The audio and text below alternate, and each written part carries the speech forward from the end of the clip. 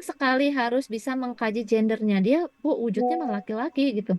Tapi coba tanya sama teman-teman, apakah dia memaknai dirinya sebagai laki-laki? Apakah dia puas sebagai laki-laki? Atau seperti apa gitu ya. Kemudian peran, klien berperan sebagai seorang suami dan ayah. Oke, sudah benar. Yang belum lengkap adalah apakah ada hambatan atau tidak. Oh iya, Bapak sebagai suami dan ayah ya, dengan kondisi ini bagaimana Pak? Apakah ada satu hambatan? Apakah menjadi beban? Apakah seperti itu ya, teman-teman harus lanjutkan. Oh, ternyata menjadi ayah itu menyenangkan atau dia belum siap jadi ayah gitu ya. Itu jadi data bahwa ada masalah di peran dirinya. Kemudian ideal diri, ini harapan cita-cita pasien pada hari ini. Sama dengan pasien jiwa juga begitu. Misalkan dia dirawat di RSC, berarti idealnya apa? Oh, saya ingin sembuh, ingin kerja. Berarti idealnya positif, sesuai. Ideal dirinya apa? Oh, saya ingin bangun rumah misalkan di kerajaan apa gitu ya. Kan itu data subjektif bahwa pasiennya mengalami waham. Jadi dari ideal diri bisa membantu kita untuk menegakkan diagnosa waham jika pasiennya mengalami gejala waham ya. Jadi dari itu harapan cita-cita bukan cita-cita kecil mau jadi dokter bukan, tapi kondisi sekarang dengan sakitnya dia akan seperti apa. Lanjut harga diri, tadi ya harga diri itu betul harus ada ungkapan malu. Apakah dia malu dengan kondisinya sekarang atau tidak? Bagaimana lingkungan menilai dirinya? Kalau misalkan ada yang memberi stigma negatif, oh dia mah narapidana, dia mah pengangguran, dia mah janda misalkan ya. Ada ungkapan itu dari masyarakat yang disampaikan pasien, maka angkat diagnosa resiko harga diri rendah. Gitu ya. Nah, kalau misalkan pasien bu saya malu karena saya ini narapidana udah jelas itu pasti ada diagnosa harga diri pada pasien. Gitu mungkin ya untuk konsep diri. Besok ketika ujian skill lab teman-teman ini harus ditanyakan satu-satu gambaran dirinya gimana, identitasnya gimana gitu ya. Lanjut hubungan sosial ini sudah benar. Kemudian sosial budaya tadi tidak terkaji ya, memang tidak ada di kasus. Gaya hidup tinggal bersama istri, kedua mertua dan anaknya. Teman-teman boleh lengkapi sama kayak kemarin ya. Gaya hidupnya gimana sehari-harinya? Dia pemarah, dia menggunakan alkohol, dia apa gitu ya. Lifestyle-nya pasien baik secara fisik dan psikologisnya silahkan digali. Coping itu bagaimana pasien untuk bertahan hidup atau apa maksudnya dia ketika menghadapi masalah apa yang dilakukan. Tanyakan sama teman-teman. Ketika Bapak apa tadi dipecat, apa yang Bapak lakukan ketika menghadapi atau mendengar berita tersebut?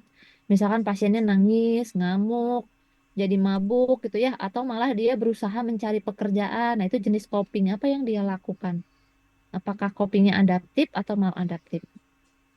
Genogram ini sudah benar, yang belum apa? Panahnya. Pasiennya yang mana ini kelompok 12? Yang warna biru, yang kotak atau yang lingkaran? Pasiennya yang mana? Ceritanya, klien lahir dari seorang ayah dan seorang ibu, klien menikah yang sudah 5 tahun. Yang biru atau yang bulat? Yang biru itu. Yang biru. Kalau ini pasiennya, teman-teman kasih panah ya di dalamnya. Dalam kotaknya kasih panah. Oke. Kemudian pola asuh ya sudah ada PEMV sama kalau memang ada keluhan fisiknya yang dominan di mana silahkan teman-teman lengkapi. Spiritual, nilai keyakinan. Dia merasa lapas merupakan tempat klien bertaubat. Oke, betul. Klien berharap nanti setelah keluar bisa kembali bekerja. Berarti dia punya spiritual yang baik ya. Tidak ada distress spiritualnya. Nanti dari sini kita bisa angkat distress. Misalkan buat apa ya saya sholat karena Allah sudah menghukum saya. Dia agamanya Islam, dia sholat, tapi dia ada ungkapan, sebenarnya saya sholat buat apa ya? Itu angkat distress spiritualnya. Ya. Tapi rata-rata sih kalau di lapas mereka ada peningkatan kesejahteraan spiritual karena biasanya warga binaan akan bilang setelah di lapas jadi lebih rajin sholat, jadi lebih dekat dengan Sang Pencipta, jadi mau puasa gitu ya. Nah, jadi ada peningkatan kesejahteraan spiritual atau religinya, teman-teman boleh angkat di hasil pengkajian spiritual. Kegiatan ibadah sama ya, seperti apa kegiatan sekarang setelah di lapas atau setelah sakit dan sebelumnya ada perbedaan atau tidak. Oke, lanjut seksual tidak terkaji, kemudian pengetahuan, aspek medis karena ini psikososial. Kalau misalkan pasien datang dengan hipertensi, teman-teman tanyakan, dia paham nggak hipertensi itu apa, bagaimana ya, kayak gitu. Perawatannya dan sebagainya. Ini, nah tadi diagnosanya ini belum tepat ya, bukan harga diri rendah, tapi kita ambil apa? Ketidakberdayaan. Kliennya bukan jarang bergabung dengan teman-teman. Ini adalah data bukan here and now. Here and now-nya apa tadi? Nggak bisa kerja gitu kan ya. Mengecewakan keluarga, misalkan gagal menjadi ayah, itu data subjektifnya. Kemudian DO-nya tadi tampak murung, bicara pelan dan menangis ya. Oke. Kemudian intervensinya apa Bu? Bolehkah saya pakai psiki? Boleh untuk psikososial. Boleh pakai SAK? Boleh. Ya, karena psiki dan SAK kalau psikososial hampir mirip pengerjaannya. Tapi kalau di 7 diagnosa gangguan jiwa beratnya itu jauh banget untuk psiki dan SAK. Itu mungkin ya psikososial. Terima kasih teman-teman kelompok 12. Mangga ada yang mau ditanyakan?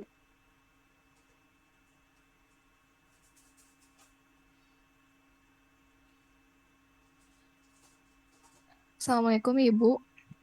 Waalaikumsalam. Mangga. Izin bertanya Ibu, tadi kan sudah dijelaskan kalau misalnya yang belum diupayakan tapi pasiennya sudah kayak minder duluan itu ketidakberdayaan ya Bu. Ya. Kalau misalnya posisinya sudah kejadian tapi memang pasiennya minder, itu kira-kira diagnosa yang diangkatnya gimana ya Bu? Kalau misalkan minder, keluhannya apa berarti kalau minder itu? Saya tidak mampu gitu. Iya Saya Bu. kalau misalkan keluhannya saya nggak mampu, saya miskin, misalkan deh, saya bodoh, udah berusaha tapi saya gagal terus karena saya bodoh, berarti itu harga diri rendah. Karena dia memiliki stigma negatif pada dirinya sendiri. Ya, melabelkan negatif pada dirinya, maka harga diri rendah. Tapi kalau misalkan tadi, em, oh udah belajar, tapi gagal terus ya, udah les tapi masih gagal, dan akhirnya saya nggak mau belajar lagi, nggak mau les lagi, baru itu putus asa.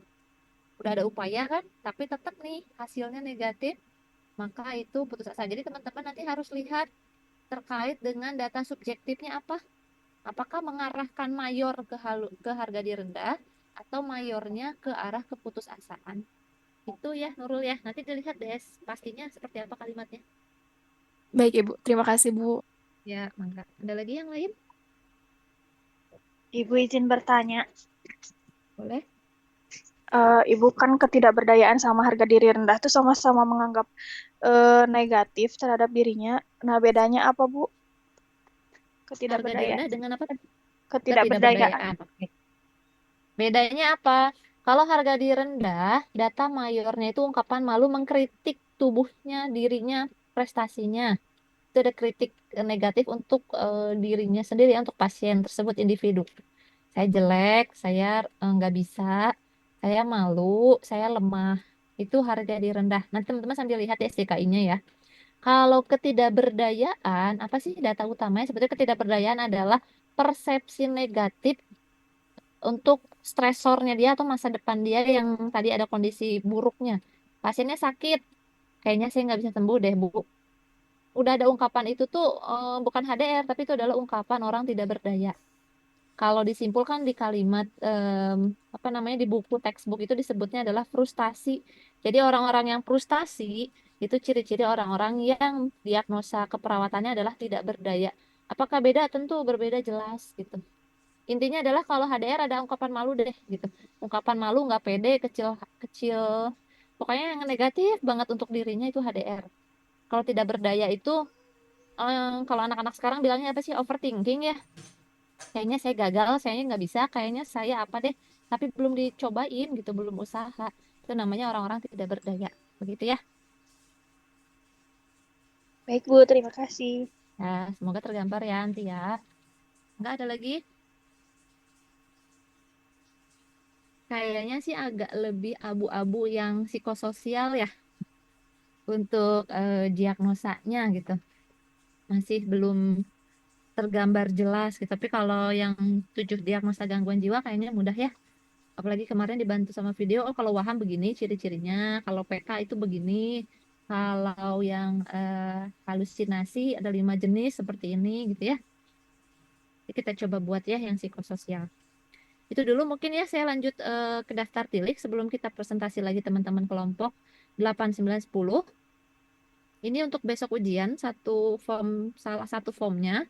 Teman-teman ujiannya 2 kali. Satu adalah asesmen pengkajiannya, satu lagi adalah komunikasi terapeutik atau komternya. Kalau yang sarjana masih ingat yang komternya?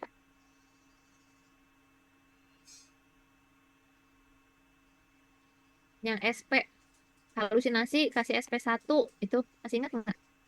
Masih Ibu, masih ingat. Masih ya. Oke. Nanti saya izin share ya, Anissa sama teman-teman tolong Anissa tolong di-share ke teman-teman.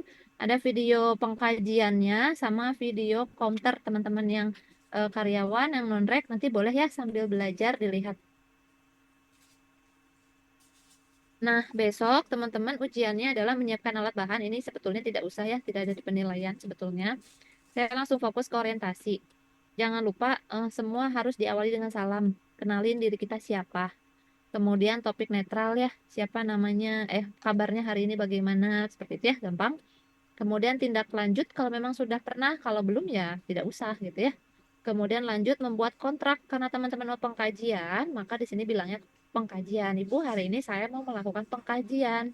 Ingat di sini ada topik, ada waktu dan ada tempat. Topiknya apa? Pengkajian. Waktunya kapan? Sekarang selama 10 menit. Tempatnya mau di mana? Kayak gitu ya. Kemudian AKSM-nya kita membuka dengan membaca basmalah. Mari Bu kita mulai ya. Bismillahirrahmanirrahim. Itu ada penilaiannya ya teman-teman. Jadi kalau ini lewat, mohon maaf nilainya tidak ada skor 1 di sini. Kemudian lanjut ke tahap kerja. Teman-teman boleh menanyakan tentang identitas pasien dulu. Namanya siapa? Apa yang Ibu keluhkan untuk nomor 2 ya. Kemudian kenapa sampai dibawa ke sini gitu ya. Itu untuk riwayat masuk rumah sakit. Kemudian faktor teman-teman bisa tanya misalkan ada pengalaman tidak menyenangkan sebelumnya. Kapan itu? Minimal kita dapat data apakah di biologisnya ada atau psikologisnya ada. Nggak perlu rinci karena besok hanya latihan. Teman-teman berlatih 1 atau 2 pertanyaan cukup ya untuk predisposisi. Kemudian ada ADL, berarti aktivitas daily living-nya, bagaimana istirahat tidurnya, makan, ya yang pengkajian kemarin, BAB-BAK, bisa enggak, di mana gitu ya, sendiri atau dibantu selama di rumah sakit, teman-teman boleh tanyakan. Kemudian PEMVIS, ini dilakukan nggak Bu? Lakukan ya, walaupun bohongan gitu, Bu saya tensi dulu ya, gitu ya.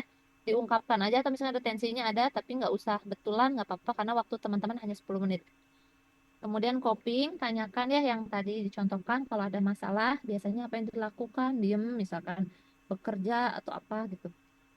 Citra tubuh yang tadi kelompok 12 dapat datanya ya, tanyakan bagian tubuh mana yang disukai, misalkan bagaimana gambaran terkait tubuhnya, dirinya dengan penelitian ini gitu ya. Identitas, gendernya apa, teman-teman harus menanyakan satu persatu poinnya. Hubungan sosial dan genogram ini sama ya, siapa orang terdekat di rumah, tinggal dengan siapa aja gitu sederhananya. Spiritual, kalau minum obat sembuh enggak, kira-kira di sini mau ngapain, selama di sini sholat enggak, itu pertanyaan-pertanyaannya. Kemudian sampaikan hasilnya, nah ini paling penting, suka kelewat ya sama kita. Baik Ibu, selama kita wawancara tadi ya ngobrol-ngobrol, saya lihat Ibu tadi ngomong sendiri ya, ketawa-ketawa. Ibu bilang kalau Ibu lihat orang ya di luar ya, tapi saya nggak lihat gitu. Itu ternyata ibu saat ini sedang mengalami yang namanya halusinasi. Teman-teman harus sampaikan ke pasien ya. Walaupun nanti mungkin responnya negatif, ada yang menerima, ada yang bingung, tapi kita harus menyampaikan hasil asesmennya. Dan rencanakan tindak selanjutnya. Baik, Ibu besok saya ketemu lagi ya sama Ibu. Nanti saya ajarin cara untuk mengatasi masalah halusinasi dengan SP1 yaitu menghardik. Ini boleh teman-teman sampaikan ya. Kemudian dokumentasi ini nanti akan dilihat di SPTK-nya teman-teman. Kemudian terminasi. Perawat menanyakan perasaan, bagaimana Ibu perasaannya setelah ngobrol kayak gitu ya. Terus diulas kembali, tadi Ibu menyatakan mendengar, melihat apa misalkan ya data keluhan utama. Kemudian tindak lanjutnya tadi ya kita sepakati mau melakukan pemberian SP, kemudian kontrak juga mau kapan, jam berapa, di mana. Itu harus tetap ditanyakan, menutup dengan hamdalah. Baik Ibu, tindakan sudah selesai, kita tutup dengan baca hamdalah dan kita lakukan doa bersama ya. Kita doa bersama ya Bu untuk kesembuhan Ibu. Kita berikan doa kesembuhan untuk pasien ya. Itu mungkin ya teman-teman untuk yang daftar tilik yang pertama terkait dengan pengkajian status mental. Ada yang mau ditanyakan dulu? Izin bertanya Ibu, Enggak? untuk membuat dokumentasinya dalam bentuk apa Ibu? Atau hanya lisan aja? Apa? Nanti dokumentasi PTK.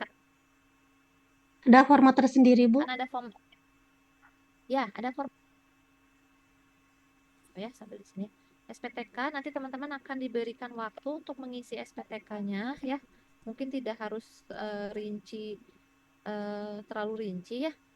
Nanti silahkan aja dikerjakan. Nanti kita kasih waktu untuk mengerjakan. Saya coba lihat ya ada contoh yang form digital nggak. Nah yang ini. Kondisi klien, teman-teman kan sudah mengkaji ya. Oh, DO-nya dia ketawa sendiri, Bu. DS-nya dia bilang mendengar bisikan, misalkan. Kemudian diagnosanya tulis di sini. Halusinasi pendengaran.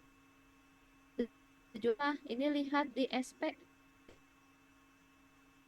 Mampu mengontrol halusinasi. Tindakannya apa? Tindakannya melatih cara menghardik. Misalkan, ya. Terus di poin B, teman-teman tinggal lanjutkan, tuliskan. Fase orientasi, salam terapeutiknya apa?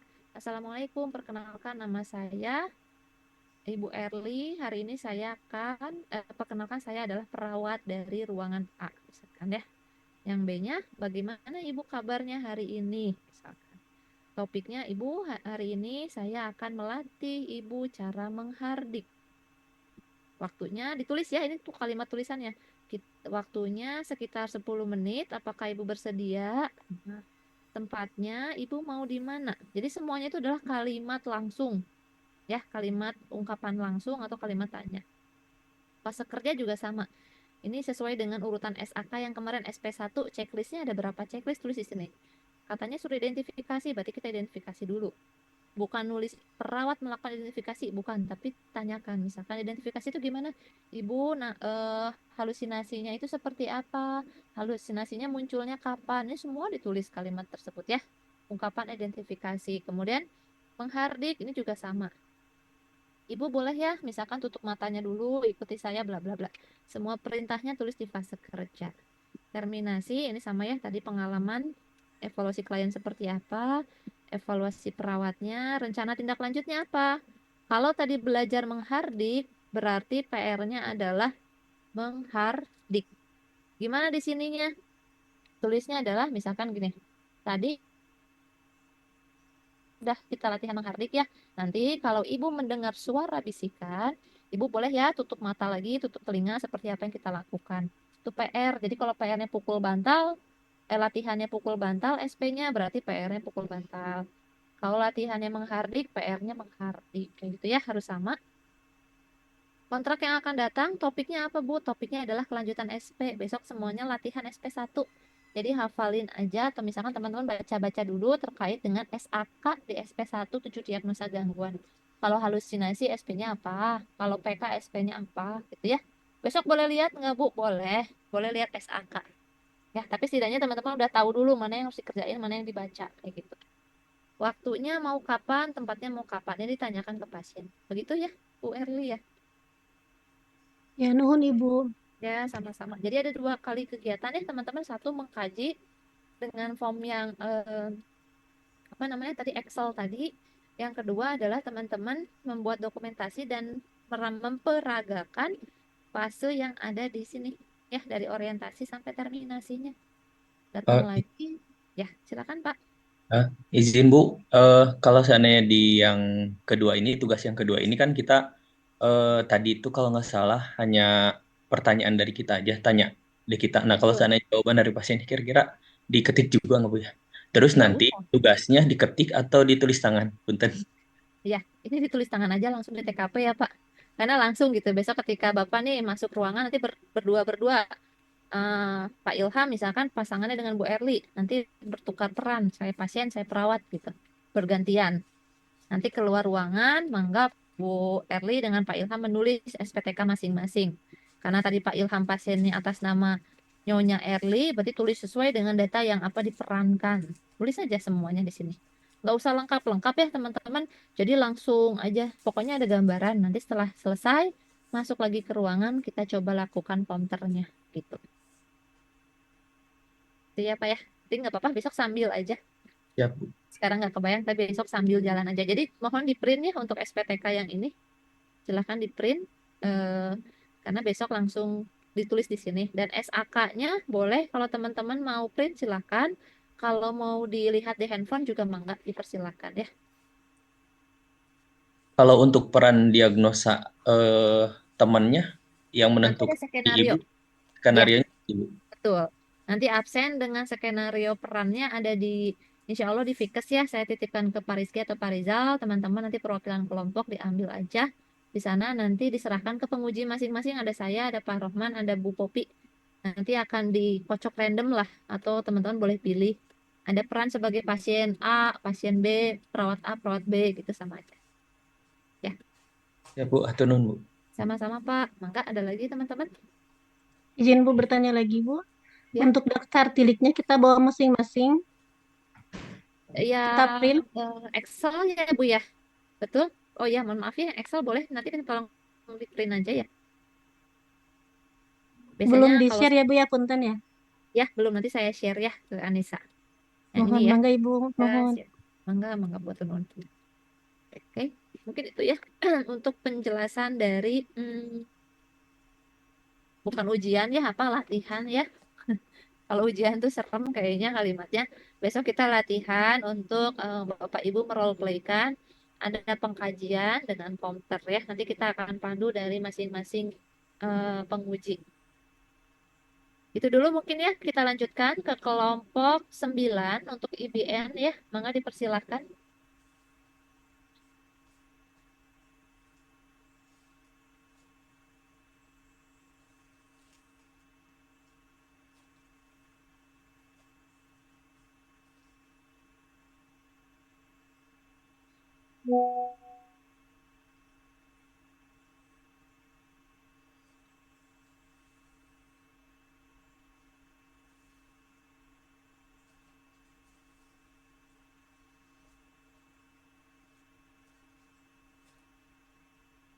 Assalamualaikum Ibu. Waalaikumsalam. Silakan kelompok 9. Izin Ibu, tadi teh Ibu kelompok 9 atau 11 ya tadi sebelum menjelaskan pengkajian. Oh, eh, 9 ini kita ke IBN ya. oh iya baik Ibu. Ya.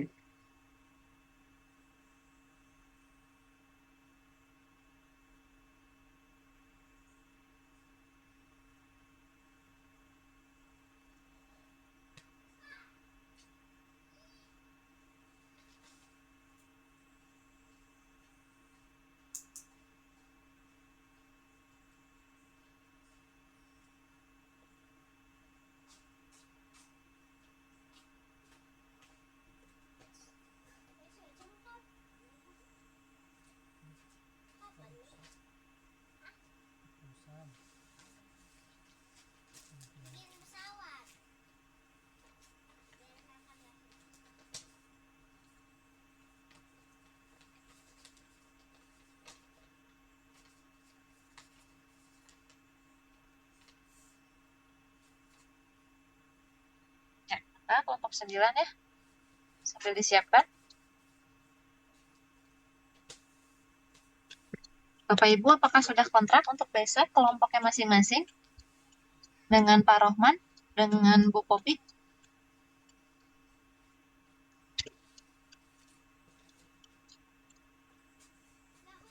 Nanti perwakilan teman-teman kelompok sambil kontrak ya.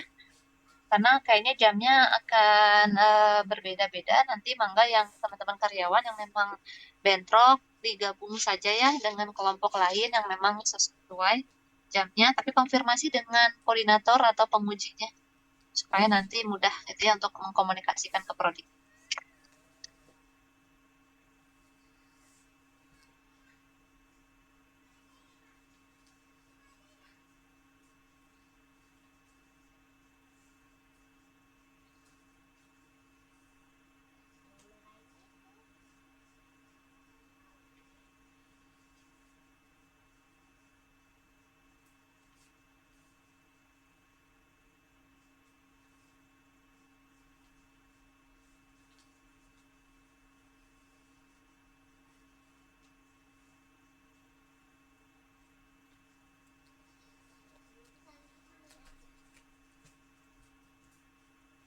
Ya, kelompok 9. Siapa yang akan presentasi?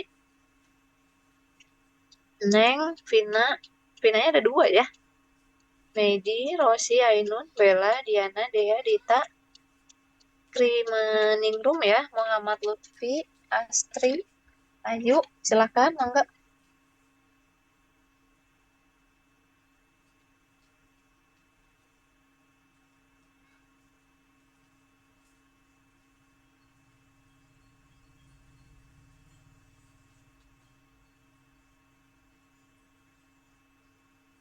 Assalamualaikum warahmatullahi wabarakatuh.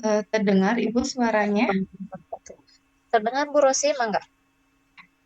Kami dari kelompok 9 izin mau mempresentasikan tentang literatur review Murotal Al-Quran terhadap skala halusinasi pada pasien dengan halusinasi pendengaran.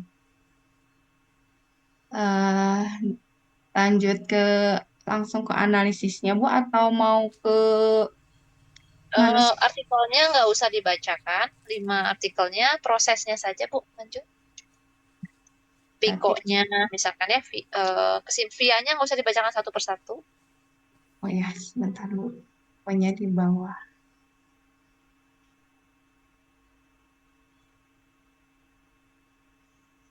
Untuk kriteria pikonya, untuk inklusinya, populasinya pasien dengan halusinasi, eksklusinya pasien selain dengan halusinasi, kemudian interventionnya, inklusinya terapi Murotal Al-Quran, eksklusinya terapi selain Murotal Al-Quran. Comparisonnya, inklusinya tidak ada pembanding, kemudian eksklusinya juga sama, tidak ada pembanding. Untuk outcome-nya, penurunan tingkat skala halusinasi. Untuk eksklusinya, tidak adanya pengaruh penurunan tingkat skala halusinasi. Kemudian studi desainnya, inklusinya pra-eksperimental, kuasi eksperimen. Kemudian untuk eksklusinya, selain pra-eksperimen dan kuasi eksperimen. Untuk publish year-nya 2021, untuk inklusinya sampai dengan 2024. Untuk kriteria eksklusinya yang kurang dari 2021. Terus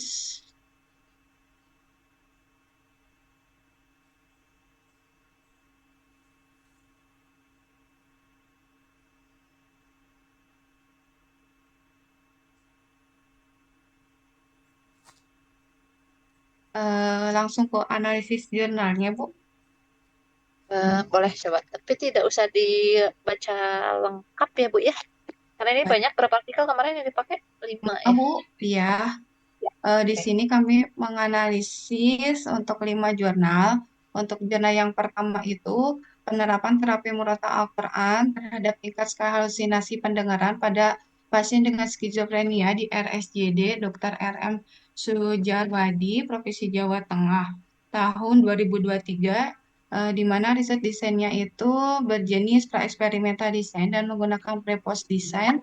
Sampelnya pada penerapannya itu jumlah respondennya hanya 2 pasien.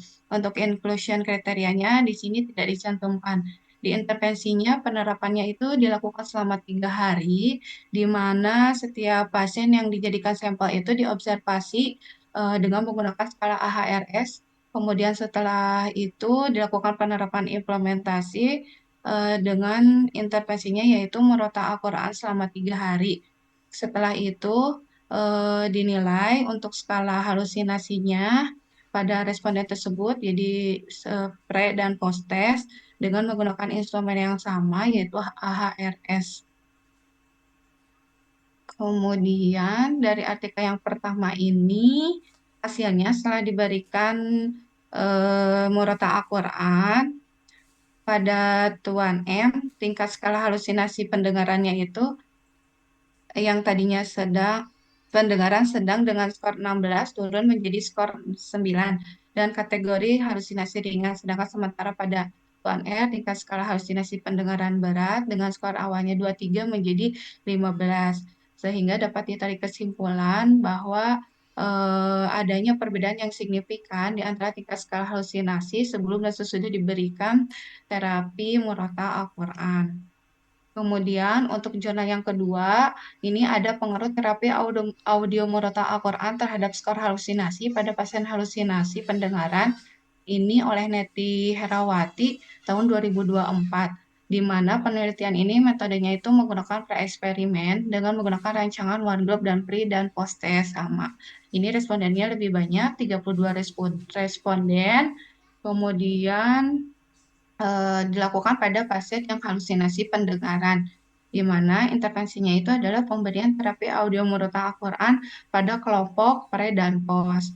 Di sini resultnya dari hasil analisis dapatkan rata-rata terdapat penurunan skor halusinasi sama seperti jurnal yang sebelumnya, di mana penurunan halusinasinya itu sebelum dinilai dan setelah dilakukan Murata juga dinilai terdapat penurunan, sehingga dapat disimpulkan dari hasil penelitiannya bahwa memberikan terapi audio Murata Al-Quran pada pasien dengan halusinasi pendengaran dapat membantu mengurangi skor halusinasi, karena dari Murata Al-Quran ini dapat menstimulasi gelombang delta yang membuat pendengarannya merasa lebih nyaman dan damai. Kemudian untuk yang ketiga, judulnya itu Murata Al-Quran dan Musik sebagai asuhan keperawatan pada pasien halusinasi. Ini metode penelitiannya dengan menggunakan studi kasus. Yang ini respondennya lebih banyak dibandingin jurnal yang sebelumnya. 49 responden yang mengalami halusinasi pada pasien skizofrenia dan halusinasi. Untuk intervensinya, pelaksanaan halusinasi berupa membantu mengenali halusinasi yang dialami pasien dan mengajarkan cara mengontrol halusinasinya, baik dengan minum obat, berbicara dengan orang lain, melakukan aktivitas yang terjadwal. Selain itu juga di sini ditambahkan terapi evidence-based practice-nya, yaitu Murata Al-Quran. Nah, dari penelitian jurnal yang ketiga ini dievaluasi setelah diberikan intervensi selama 4 hari, tanda gejala yang dirasakan pasien tampak lebih berkurang.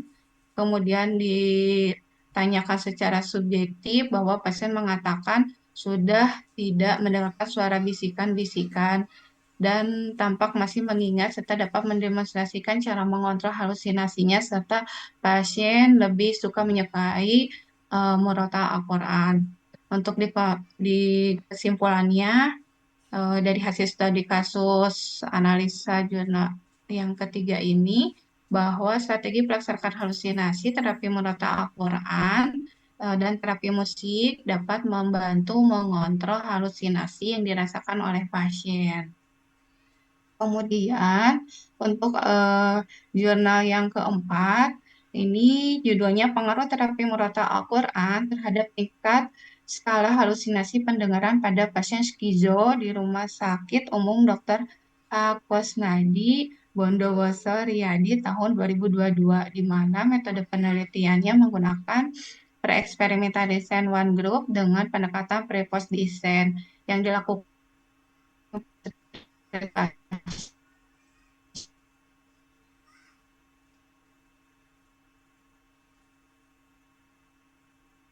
skalanya. Kemudian setelah diberikan terapi Murata Al-Quran dinilai kembali. Berdasarkan hasil dari 11 responden ini yang diberikan intervensi selama 7 hari, setelah dinilai ternyata terdapat pengaruh yang signifikan terhadap tingkat skala nyeri. Jadi sama untuk kesimpulannya di sini bahwa terapi, maaf Bu, ini belum lewat, belum tertulis. Oke, Bahwa ya, kita lanjut ke manuskripnya, coba. manuskripnya boleh.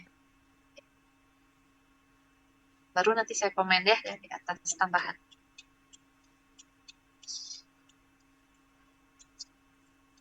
Ini Bu, untuk manuskripnya. Abstraknya dulu, mangga Bu. Abstraknya di sini awalnya tentang membahas latar belakang skor halusinasi merupakan salah satu alat ukur untuk mengetahui gambaran halusinasi pendengaran pada pasien skizofrenia. Skala ini dikembangkan oleh Herndorf pada tahun 1994, di mana skala penilaian halusinasi auditori ini menilai tanda-tanda halusinasi pendengaran yang dirasakan oleh pasien seperti frekuensi, durasi, lokasi, kekuatan suara halusinasi, serta keyakinan jumlah isi suara negatif, derajat isi suara negatif, tingkat kesensitivitan gangguan untuk hidup akibat suara. Kemudian Murata Al-Quran adalah rekaman suara Al-Quran yang dilakukan oleh seorang qari atau membaca Al-Quran. Terapi murotal Al-Quran merupakan salah satu pendekatan holistik Islami dengan terapi non-farmakologis yang dapat menimbulkan respon relaksasi bagi yang mendengarkannya. Membaca Al-Quran juga dapat menstabilkan getaran neuron sehingga dapat membuat seseorang merasa lebih tenang, fokus, dan bisa berkonsentrasi. Telah literatur review ini bertujuan untuk mengetahui sejauh mana penerapan murotal Al-Quran terhadap penurunan skala halusinasi pada pasien dengan halusinasi dengar. Metode penelitiannya menggunakan pencarian literatur melalui beberapa database seperti PubMed, Google Scholar, dengan menggunakan kata kunci yang sesuai dengan materi, yaitu murotal Al-Quran, skala halusinasi, dan halusinasi pendengaran. Tahun jurnalnya itu 2019 sampai 2024. Hasil berdasarkan tahap literatur 5 jurnal penelitian menunjukkan bahwa terapi murotal Al-Quran dapat menurunkan skala halusinasi pendengaran. Oke, Ya, cukup Bu. dulu Bu di abstrak. Ya. Teman-teman sama judulnya Bu Punten ditampil abstraknya ke bawah sedikit. Maaf, dari literaturnya sampai ke abstrak yang itu di satu layarkan aja. Naik dikit. Bawahin ya. Oke ya. Teman-teman dari kelompok lain untuk abstrak, mangga ada yang mau disanggah, ditambahkan, atau ada yang mau disampaikan? Karena ini akan menjadi tanggung jawab teman-teman semua ya, untuk terkait dengan IBN ketika nanti ada namanya dengan press-jur. Jadi yang di-press-jurkan adalah tahapan yang pertama, yang kedua adalah hasil manuskripnya. Kita masuk di abstraknya terlebih dahulu ya. Silakan ada masukan. Pengalaman kemarin teman-teman mengerjakan abstrak, mangga ada yang mau disampaikan di sini?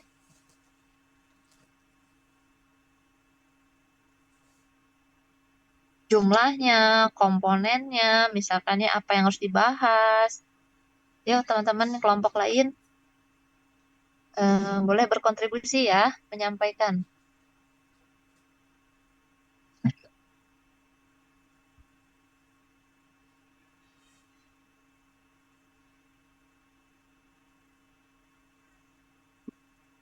Masih ada semua di Zoom? Iya, Bu. Masih Ada, ya? Bu.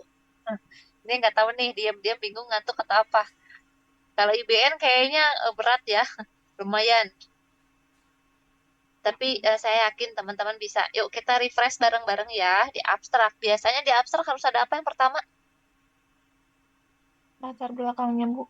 Latar Betul, belakang. latar belakang itu apa ya? Latar belakang kenapa harus alasan diambilnya pembuatan literatur review ini, pengen mendalami apa gitu. Betul, sekarang kita lihat di judul. Judul di sini, murotal terhadap skala halusinasi pada pasien dengan halusinasi pendengaran. Maksud dari kelompok gimana ceritanya? Maksudnya itu Mau pengen ya membahas tentang murotal Al-Quran itu bahwa ada pengaruh terhadap penurunan skala halusinasi gitu, Bu. Memang saya bingung di awalnya pas skala halusinasi dulu, kami itu apa harus murotalnya dulu yang diambil dijelaskan di abstraknya. Oke, ya. Ceritanya adalah mau lihat nih bagaimana sih peran murotal terhadap skor halusinasi pada pasien dengan diagnosa halusinasi pendengaran, gitu ya, Ya, teman-teman kelompok ya. Oke, untuk redaksi judul ini sama ya, nanti diperbaiki.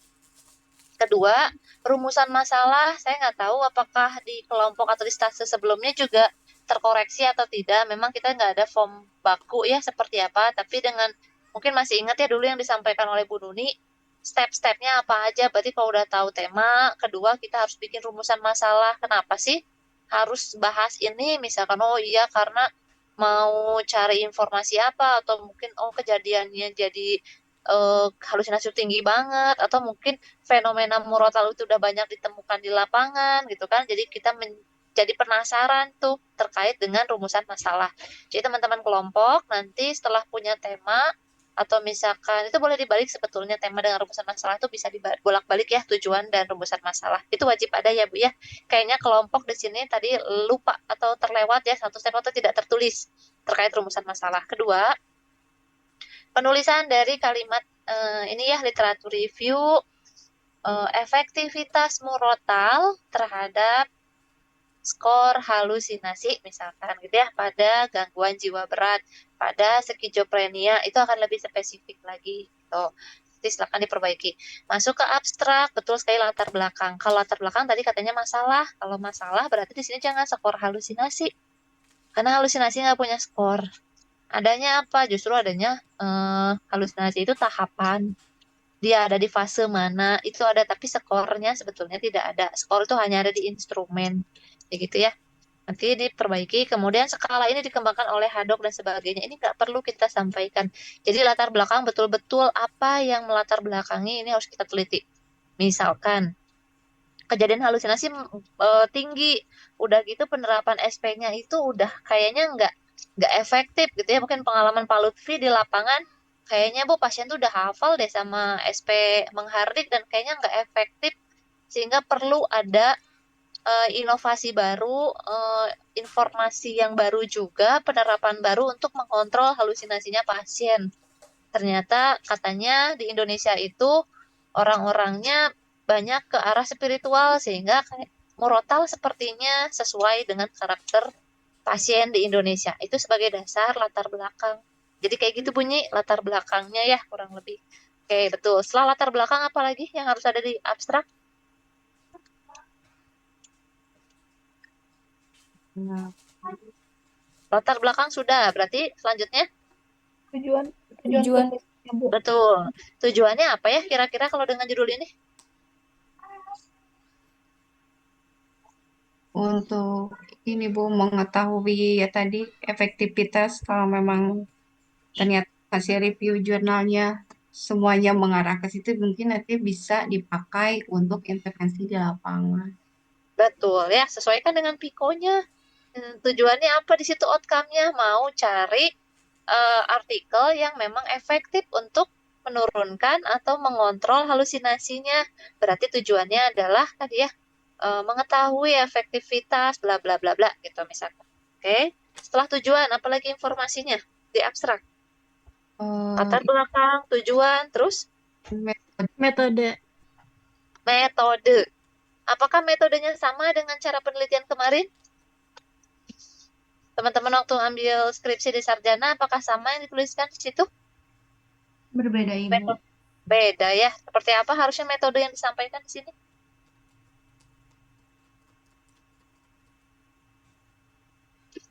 Metode penulisan pada manuskrip ini yaitu dengan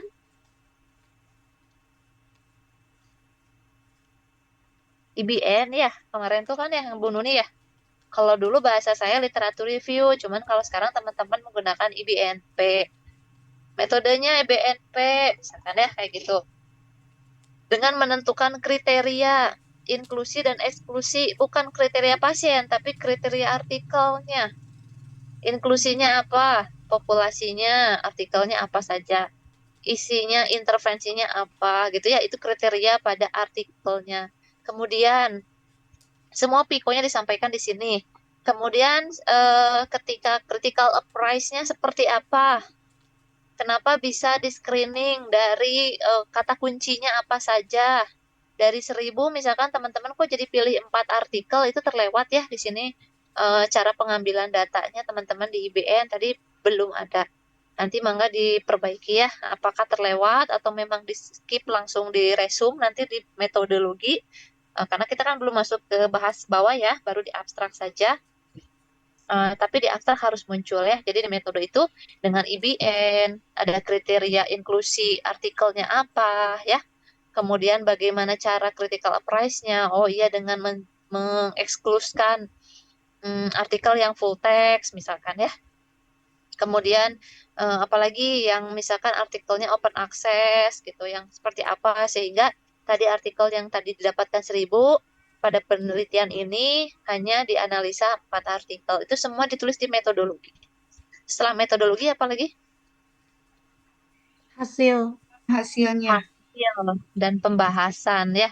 Dari 4 artikel tadi hasil analisa yang disampaikan oleh kelompok. Ternyata dari 4 artikel itu mengatakan ternyata ada efektif untuk mengontrol atau menurunkan gejala atau skor halusinasi. alat yang digunakan dengan mengukurnya dengan alat misalkan AHRS misalkan ya. Kesimpulan dari 4 artikel itu mana yang paling lengkap? Teman-teman ambil satu. Terapinya dengan memberikan murotal selama 17 hari, misalkan selama 2 minggu, misalkan ya. Kapan diberikannya, murotalnya apa, itu disampaikan semua di hasil. Kemudian kenapa bisa efektif? Tadi karena ada peran dari dopamin, kemudian alfa, gamma, itu sampaikan semua di pembahasan. Oke, kemudian apa lagi? Kesimpulan. Simpulan dan saran ya. Betul sekali. Sarannya untuk siapa? Sarannya kalau seperti ini misalkan teman-teman besok ada di RSC, ada di Kaheman, saran saya sih mending kita sarankan untuk perawat di situ ya. Ternyata dari hasil IBN ini bisa loh dijadikan SOP, bisa dijadikan satu standar, bisa dijadikan intervensi. Itu boleh ya. Itu mungkin ya tambahan di abstrak. Enggak boleh lihat ke metodologinya Bu yang di bawah.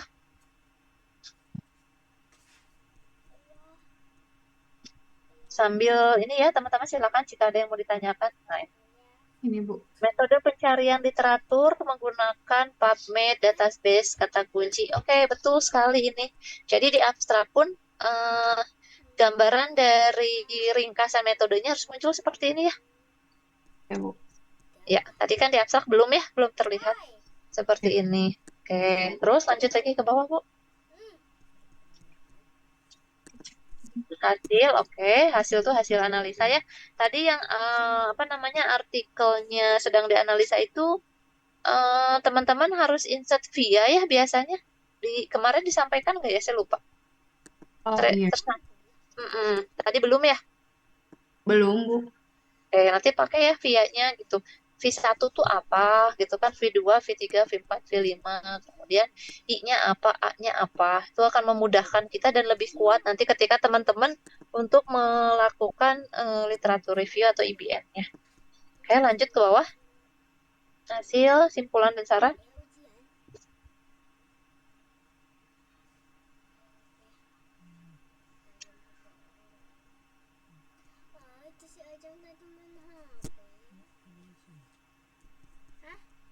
Oke, simpulannya harus sesuai dengan tujuannya. Kalau tujuannya mengetahui efektivitas, ya sudah, simpulannya ternyata ada efektif nih, ada pengaruh, atau misalkan efektif terhadap ini karena apa. Sudah, seperti itu aja simpulannya. Dan sarannya, mau diberikan ke siapa ini kelompok? Simpulannya, sarannya buat nanti Bu di lapangan. Gimana? Bunyi sarannya yang mana ini? Di sini Mas, cuman Penerapan terapi diperlukan adanya bukti penelitian lebih lanjut agar terdapat hasil tersebut direkomendasikan pada pihak rumah sakit agar dapat menerapkan terapi murotal. Oke, bagi rumah sakit itu siapanya? Misalkan ya, jadi langsung tujukannya tuh tujuannya harus jelas. oh iya Bu. Paket disampaikan ke siapa gitu. Ibaratnya gitu ya. Oke, Ya, Bu. nanti makanya dilengkapi, diperbaiki, ini temanya menarik. Mungkin bisa dibawa juga nanti ketika teman-teman di lapangan. Oke, itu dulu mungkin ya untuk IBN. Saya lanjut dulu ke kelompok TAK, kelompok 4 ya kalau nggak salah. Terima kasih Bu. Sama-sama, terima kasih. Kelompok 9 ya. Mangga, kelompok 4. Iya baik Bu, izin share screen Bu.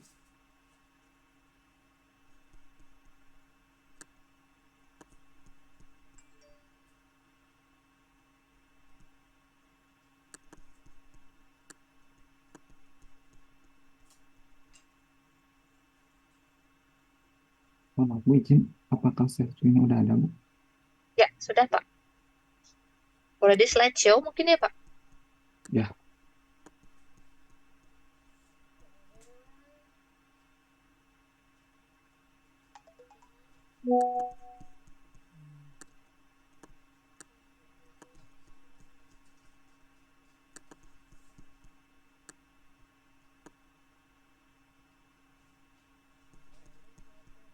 Ya baik, Bismillahirrahmanirrahim. Assalamualaikum warahmatullahi wabarakatuh. Perkenalkan nama saya Cecep Sofian. Ya, perkenalkan nama saya Cecep Sofian.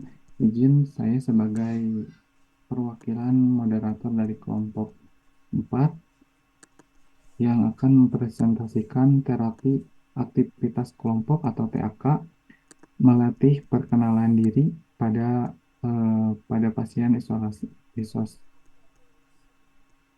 Nah, di sini dapat kita lihat di sini kelompok kami dan untuk presentasi kali ini akan dipresentasikan oleh Teh Seli dan Kang Asep. Kepada rekan saya persilahkan. Baik, terima kasih Kang Cecep. Baik, di sini ada definisi.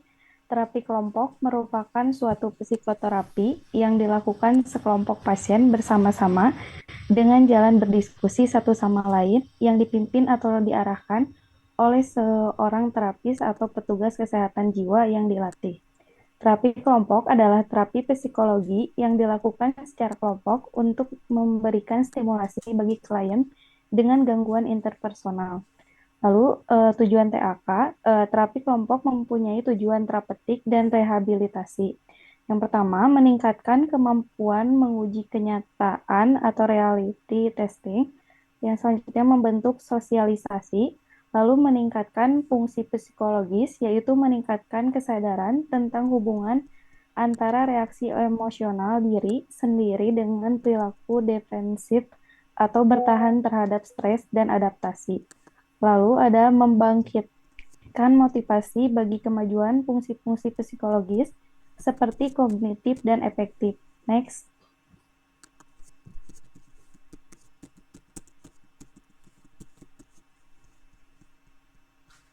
Lalu untuk manfaat TAK, secara umum manfaat terapi aktivitas kelompok adalah meningkatkan kemampuan uji realitas atau reality testing melalui komunikasi dan umpan balik dengan atau dari orang lain. Lalu melakukan sosialisasi, membangkitkan motivasi untuk kemajuan fungsi kognitif dan afektif. Lalu untuk indikasi dan kontraindikasi TAK, terapi kelompok mempunyai tujuan terapeutik dan rehabilitasi, meningkatkan kemampuan menguji kenyataan, membentuk sosialisasi, meningkatkan fungsi psikologis, yaitu meningkatkan kesadaran tentang hubungan antara reaksi emosional diri sendiri dengan perilaku defensif dan adaptasi, lalu membangkitkan motivasi dan kemajuan fungsi-fungsi psikologis seperti kognitif dan efektif. Next. Lalu ada proses terapi aktivitas kelompok. Proses terapi aktivitas kelompok pada dasarnya lebih kompleks daripada terapi individual. Oleh karena itu, untuk memimpinnya memerlukan pengalaman dalam psikoterapi individual. Dalam kelompok terapis akan kehilangan sebagian otoritasnya dan menyerahkan kepada kelompok. Lalu selanjutnya ada perkembangan kelompok. Yang pertama ada fase kelompok, fase prakelompok. Hal penting yang harus diperhatikan ketika memulai kelompok adalah tujuan dari kelompok. Ketercapaian tujuan sangat dipengaruhi oleh perilaku pemimpin dan pelaksana kegiatan kelompok. Untuk mencapai tujuan tersebut, untuk itu perlu disusun panduan pelaksanaan kegiatan kelompok. Yang kedua ada fase awal kelompok. Fase ini ditandai dengan ansietas karena masuknya kelompok baru. Dan peran yang baru fase ini terbagi dalam 3 fase. Yang pertama, ada tahap orientasi. Pada tahap ini, pemimpin kelompok lebih aktif dalam memberi pengarahan. Pemimpin kelompok mengorientasikan anggota pada tugas utama dan melakukan kontrak yang terdiri dari tujuan, kerahasiaan, waktu, pertemuan, struktur, kejuruan, dan aturan komunikasi. Misalnya, hanya satu orang yang berbicara pada satu waktu, norma perilaku. Rasa memiliki atau kohesif antara anggota kelompok diupayakan terbentuk pada fase orientasi. Lalu ada tahap konflik. Peran dependen dan independen terjadi pada tahap ini. Sebagian ingin pemimpinnya yang memutuskan dan sebagian ingin pemimpin lebih mengarahkan. Atau sebaliknya anggota ingin berperan sebagai pemimpin. Ada pula anggota yang netral dan dapat membantu menyelesaikan konflik peran yang terjadi. Lalu ada tahap kohesif. Setelah tahap konflik, anggota kelompok merasakan ikatan yang kuat satu sama lain. Perasaan positif akan semakin sering diungkapkan pada tahap ini.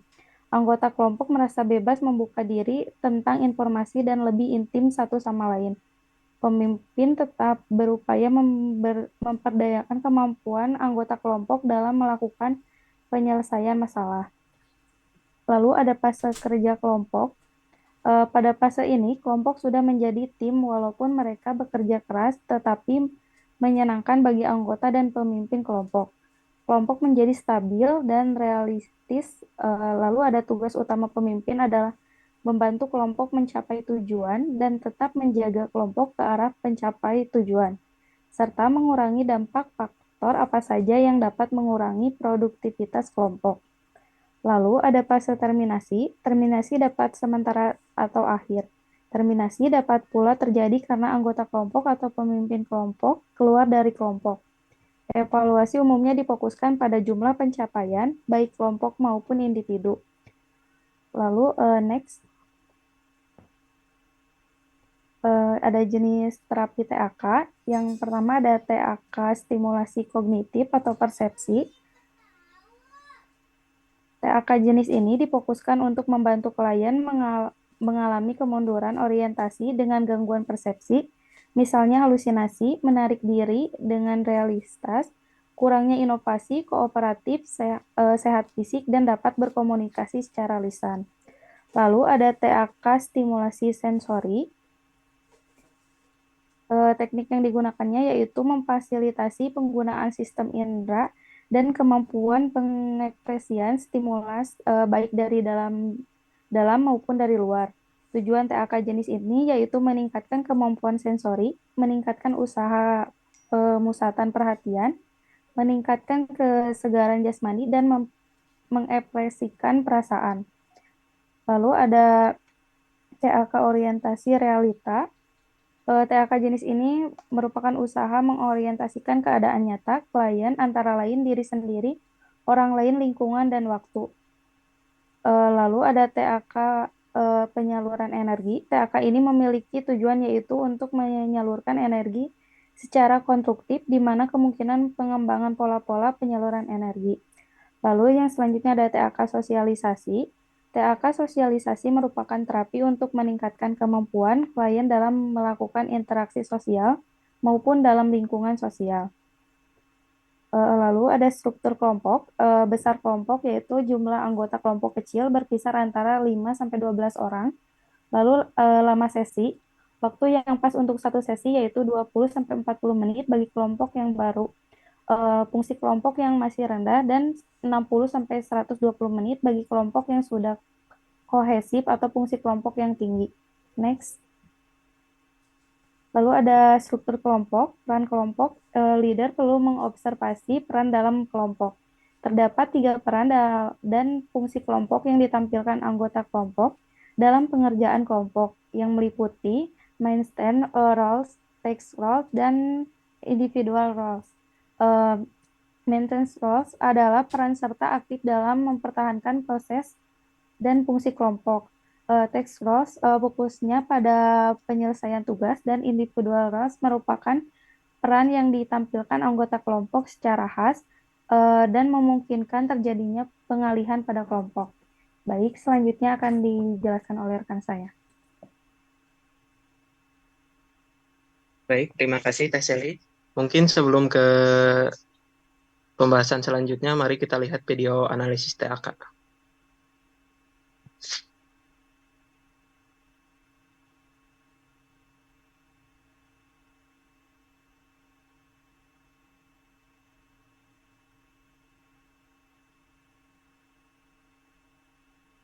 Punten Kang, suaranya tidak terdengar.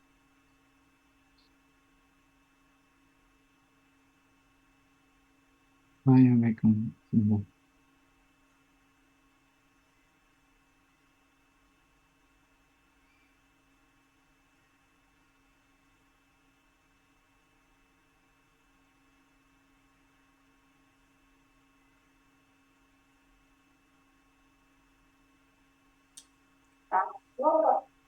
Kalau sekarang udah terdengar, Kang?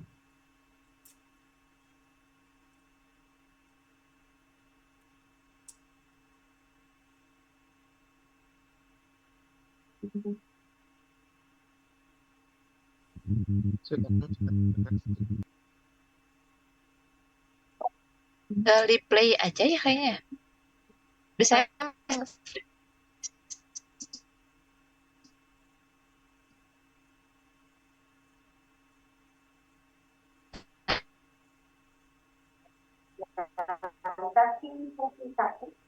Nah, video ini bertujuan memberikan gambaran tentang bagaimana konsentrasi pada saat kita melakukan terapi aktivitas kelompok pada klien dengan isolasi sosial dengan. Mari kita lihat bagaimana proses. Perlu diperhatikan dalam terapi aktivitas kelompok terdiri dari beberapa tahapan. Tahap yang pertama adalah tahap pra-interaksi atau persiapan. Hal-hal yang harus diperhatikan pada saat tahap persiapan, kita menyiapkan setting tempat dan juga menyiapkan peralatan yang akan dibutuhkan selama kegiatan terapi aktivitas kelompok berlangsung. Tahapannya sebagai berikut.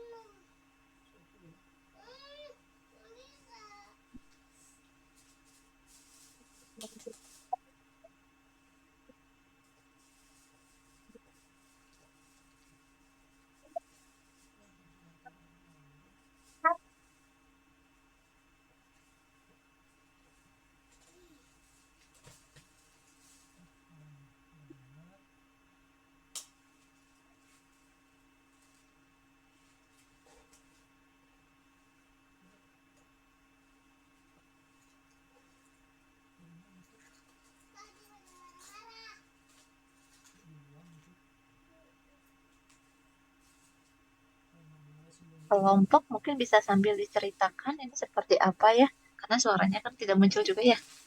Enggak.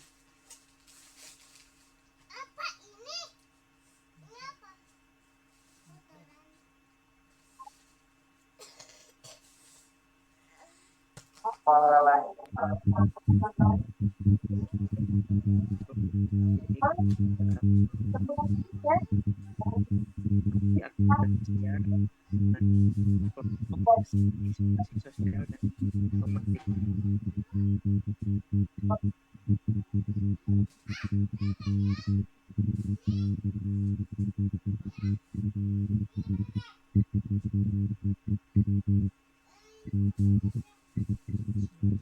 Jadi isolasi sosial adalah satu pada dan sebagai wilayah orang lain yang dihubungi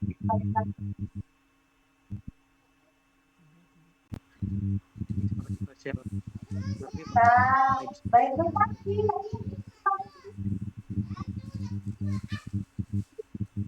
Apakah terdengar suara ini?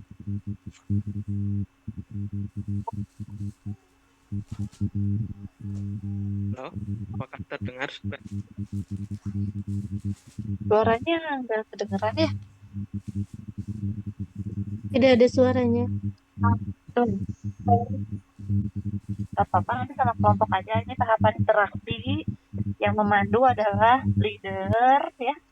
Leader itu ngapain gitu. Mungkin sama kelompok boleh disampaikan.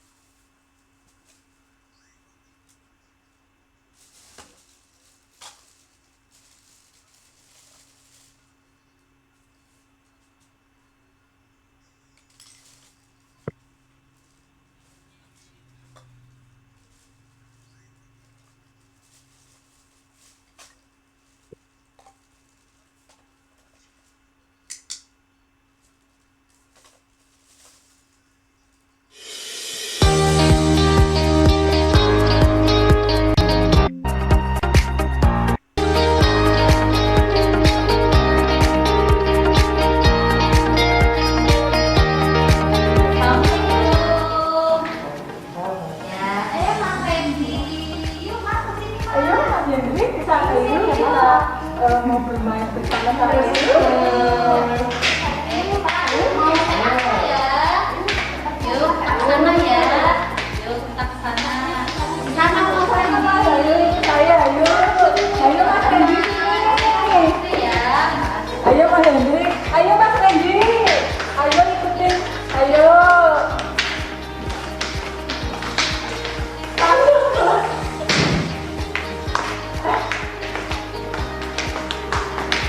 Ya, yuk Mas Makis. Duduk dulu yuk.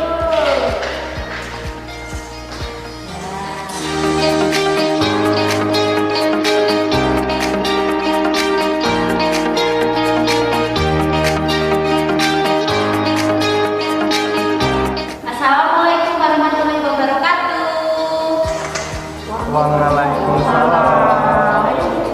Oke.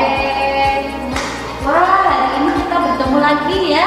Ya, hari ini kita melakukan terapi aktivitas kelompok. Sebelum dimulai, oke Mas Wendy, coba badannya dibetulkan. Ya, diturunin celananya. Oke, iya supaya lebih ganteng. Nah, rambutnya coba dirapikan. Oke, yuk dirapikan. Ya, nanti habis ini bersisir ya. Kalau dirapi Mas Hendri, coba dirapikan celananya. Tuh, oke. Nah, luar biasa. Baik Mas Makis, ayo sandalnya dipakai dulu. Mas Makis, yuk dipakai. Ini dilepas namanya ya. Yuk dipakai. Nah, baik semuanya perhatikan. Saya ulang lagi salamnya ya. Assalamualaikum warahmatullahi wabarakatuh. Waalaikumsalam warahmatullahi wabarakatuh. Ya, kalau nanti saya tanyakan bagaimana kabarnya pagi ini, dijawabnya alhamdulillah luar biasa. Yes, yes, yes, begitu ya. Begitu ya Pak Arum, Mas Makis, Mbak Uni. Ya, oke. Bagaimana kabarnya pagi ini?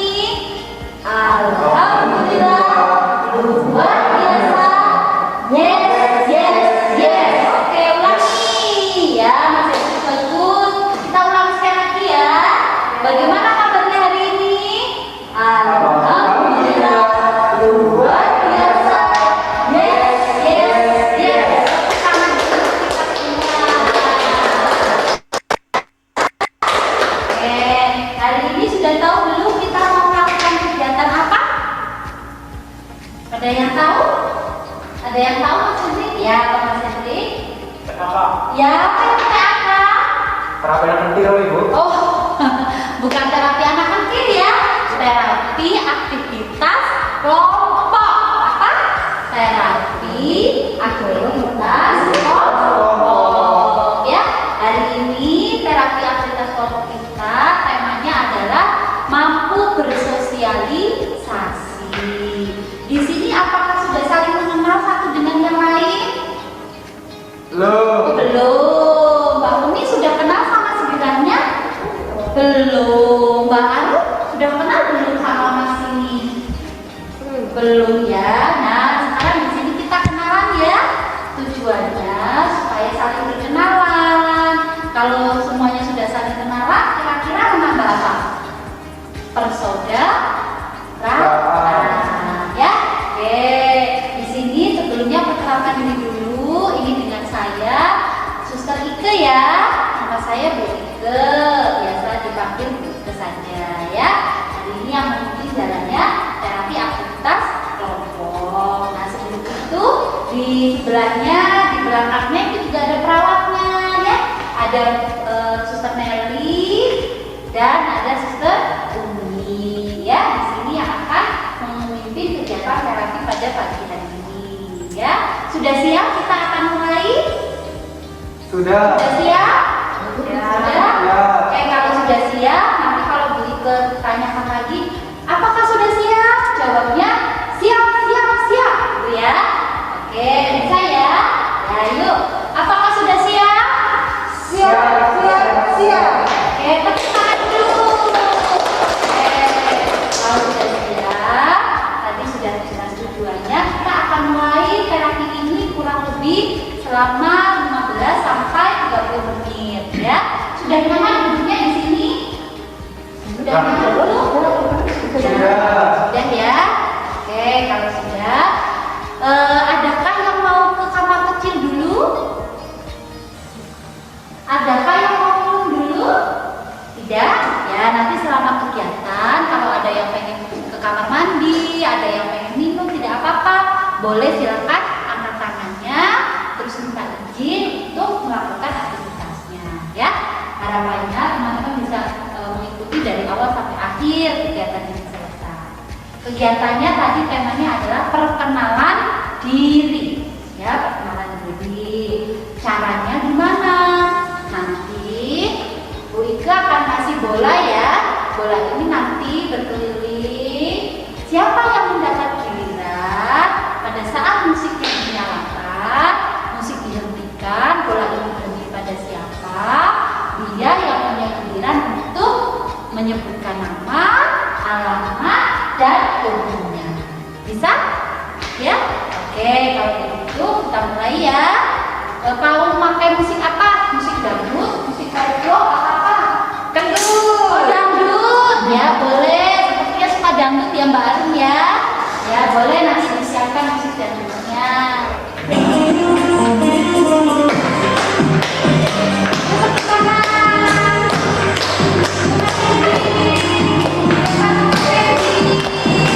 Ya, kasih suster lagi. Oke, ayo baru.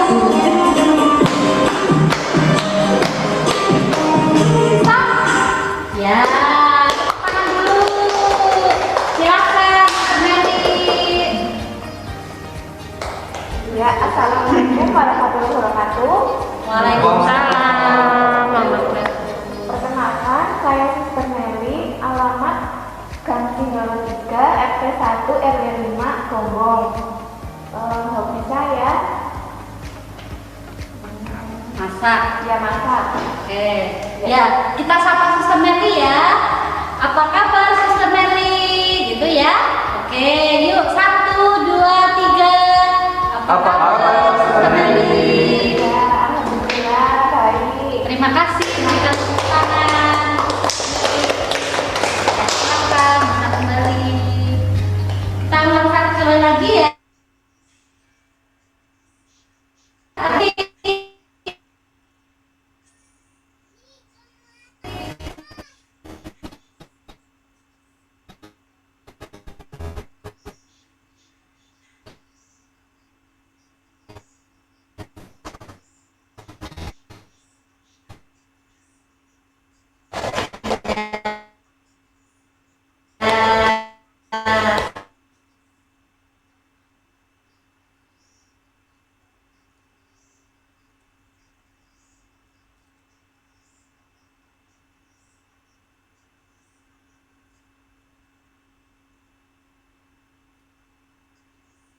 Mas Makis. Oke, terima kasih Mas Makis. Silakan bisa duduk kembali. Ya.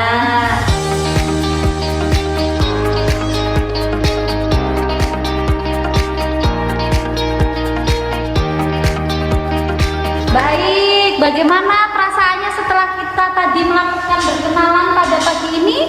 Semuanya? Senang. Senang. Sudah bersenang Mas Hendri? Sudah. Tadi sudah saling kenalan ya?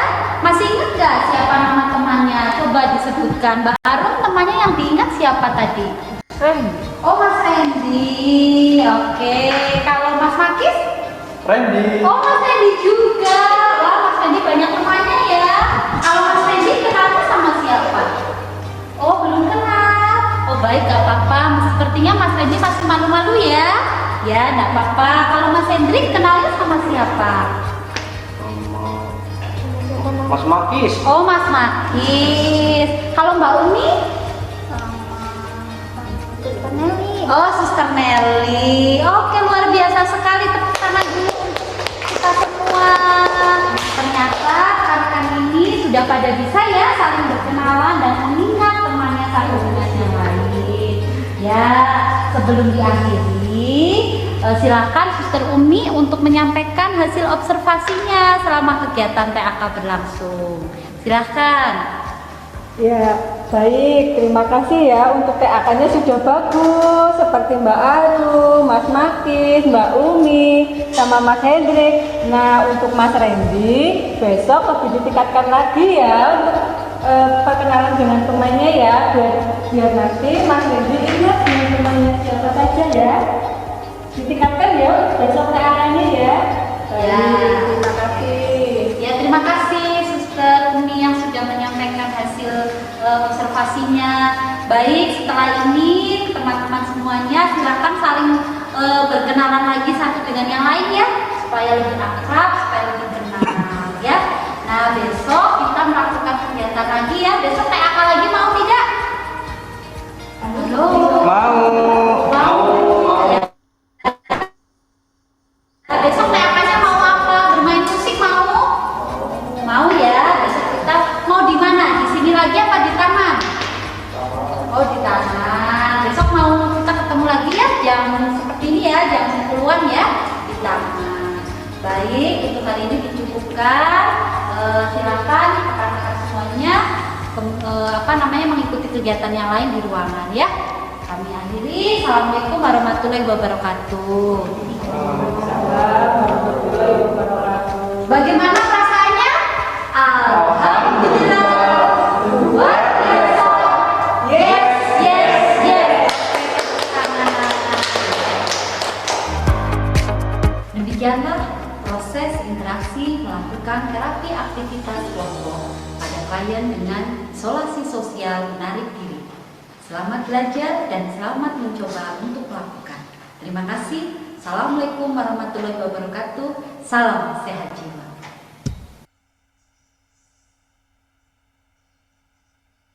Baik, mungkin bisa di next slide.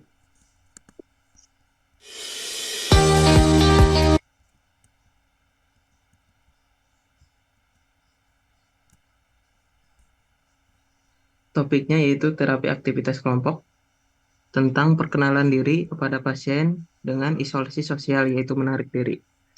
Kenapa terapi kelompok pada pasien isolasi sosial itu penting? Karena biasanya pada pasien dengan gangguan isolasi sosial yang mengalami penurunan dalam berinteraksi. Hal ini disebabkan karena klien merasa ditolak dengan lingkungannya dan tidak mampu membangun hubungan sosial dengan lingkungan sekitar. Maka klien dengan isolasi sosial tersebut membutuhkan penanganan terapi aktivitas kelompok dari seorang pembimbing atau perawat sebagai upaya alternatif untuk mampu meningkatkan interaksi sosialnya kembali dari gangguan isolasi sosial. Karakteristik klien.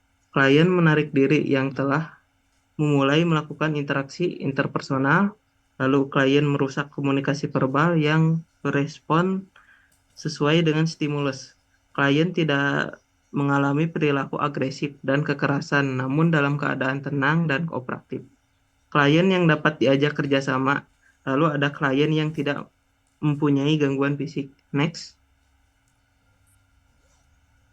Proses seleksi. Yang pertama yaitu ada mengobservasi klien yang termasuk kriteria. Yang kedua itu ada mengidentifikasi klien yang masuk kriteria. Yang ketiga itu mengumpulkan klien yang masuk kriteria. Dan yang keempat membuat kontrak dengan klien yang setuju ikut TAK, meliputi menjelaskan tujuan TAK pada klien, rencana kegiatan kelompok, dan aturan main dalam kelompok. Next. Untuk waktunya itu tanggal 23 Februari 2021 pukul 10 sampai selesai. Lalu waktu yang dibutuhkan untuk tiap langkah tindakan adalah 15-30 menit. Tempatnya itu di area lorong dengan kondisi lorong terbuka dengan kapasitas luas untuk 8 orang. Lalu ada tim terapisnya yaitu leadernya Suster Ike, CEO leadernya Suster Nelly, fasilitatornya Suster Sally, dan observernya tidak ada. Lalu untuk metodenya bermain dan tanya jawab. Untuk medianya yaitu menggunakan bola karet dengan bola karet kecil dan musik. Untuk penempatan pengorganisasiannya yaitu leadernya itu ada di tengah, yaitu Suster Ike. Lalu CEO leadernya ada di kiri, yaitu Suster Sally, dan mendampingi dua pasien, yaitu Tuan M dan Nyonya A. Lalu ada pasien 1, yaitu Tuan H, dan pasien 2, yaitu Tuan F, didampingi oleh fasilitator Nelly. Lalu pasien 3 itu ditempatkan di bagian bawah, yaitu bagian tengah, yaitu Nyonya S. Baik, next. Lalu untuk orientasinya, yaitu yang pertama ada salam terapeutik, yaitu yang kedua itu ada penjelasan tujuan dan aturan MAIM. Yang kedua itu ada terapis menjelaskan kegiatan yang akan dilakukan, yaitu berkenalan diri dengan teman kelompok. Lalu ada kegiatan dilakukan dengan cara mengoper bola dengan diiringi musik, dan terapis menanyakan musik yang akan diputar kepada klien saat lagu berhenti. Maka orang yang terakhir memegang bola maka harus memperkenalkan nama, alamat, dan hobi. Lalu ada berikan sapaan pada klien yang sudah memperkenalkan diri. Next. Lalu terminasi, evaluasi responsi subjektif klien. Lalu ada klien merasa senang dapat berkenalan dan mengingat nama teman kelompok. Lalu ada evaluasi respon objektif klien, seperti observasi perilaku klien selama kegiatan dan dikaitkan dengan tujuan. Lalu ada sebagian klien terlihat senang sudah saling berkenalan dengan teman kelompok, dan ada satu klien terlihat belum mengingat nama teman kelompok lainnya. Lalu yaitu tindak lanjut, apa yang dapat dilaksanakan setelah TAK. Lalu F, terapis menyuruh klien yang belum mengingat nama temannya dengan baik, yaitu belajar lagi untuk mengingat nama temannya untuk bersosialisasi pada orang lain. Lalu ada G, yaitu kontrak yang akan datang. Lalu ada H, kontrak TAK selanjutnya pada besok hari pukul 10 pagi di taman dengan tema TAK bermain musik. Next. Lalu di sini ada daftar pustakanya. Baik, mungkin sekian dari penjelasan dari saya. Saya kembalikan lagi kepada moderator. Ya, baik, terima kasih kelompok 4 ya. Mungkin PowerPoint-nya masih simpan dulu di situ ya. Kita akan bahas bersama. Sebelumnya, silakan teman-teman kelompok lain ada yang mau bertanya terkait TAK atau ada yang mau menambahkan informasi TAK-nya atau pengalaman teman-teman pernah nih mengikuti TAK seperti apa? Hambatan atau mungkin strategi kemarin ya yang dilakukan. Boleh izin, Bu? Enggak, silakan. Punten kepada kelompok yang presentasi, terima kasih materinya. Mungkin yang ingin saya tanyakan untuk TAK, waktu dulu mungkin pas D3 sempat pernah melakukan TAK ya. Nah, tapi saya udah 10 tahun yang lalu, jadi lupa lagi. Nah, untuk kriteria waktu TAK itu misalnya ada kriteria, kalau tadi kan sekitar 15-30 menit. Nah, takutnya kelamaan teing kan masalahnya untuk gangguan jiwa itu ya mungkin bakal terjadi perubahan perilaku ya tiba-tiba gitu. Nah, terus selanjutnya kalau seandainya tiba-tiba ada gangguan ya tadi perubahan perilaku, nah apakah TAK-nya diberhentikan semuanya misalnya hanya 1-2 pasien gitu, atau yang 1-2 pasien itu kita tarik tidak masukkan ke kelompok lagi gitu. Mungkin itu. Terima kasih. Oke, hatur nuhun Pak Ilham. Pertanyaannya mangga teman-teman kelompok dicoba dulu untuk menjawab dari pertanyaan Pak Ilham, dari informasi literatur yang sudah dibaca.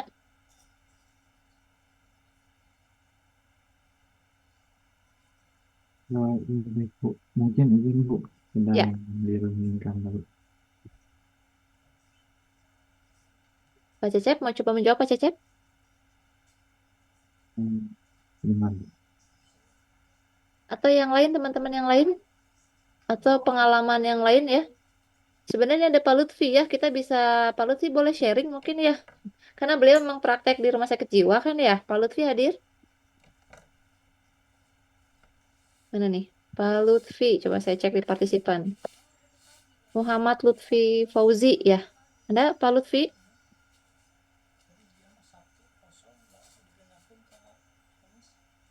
Mana ya? Pelayanan mungkin ya. Sebenarnya kita bisa sharing ya karena beliau memang di situ gitu tempatnya, jadi bisa pengalamannya beliau gimana kemarin ya, bukan dari textbook tapi berdasarkan file experience-nya. Silakan kelompok 4.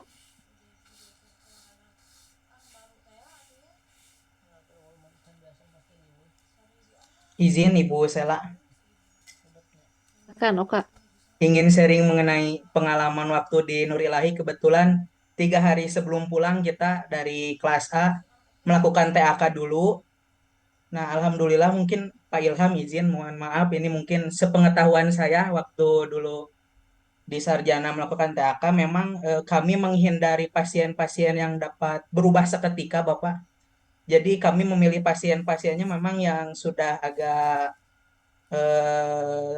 kondusif dan sudah bisa diajak bermain TAK, Bapak.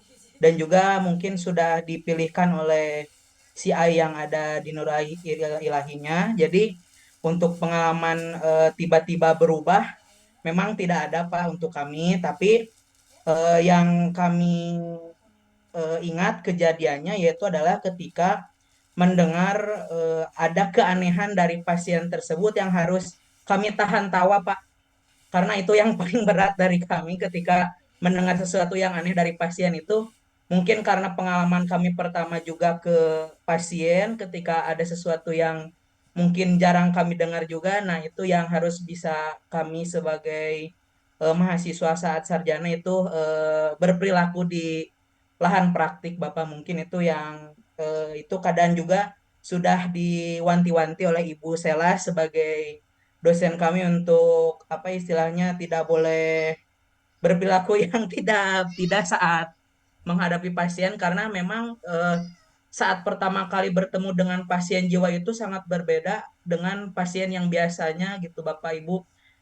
Ketika itu kami harus bisa menahan tawa lalu ada seperti ada tembok besar antara kami dengan pasien jiwa, tetapi ketika kami sudah mencoba dengan yang ada di klinik atau di rumah sakit itu tidak seperti pasien jiwa yang ada di jalanan.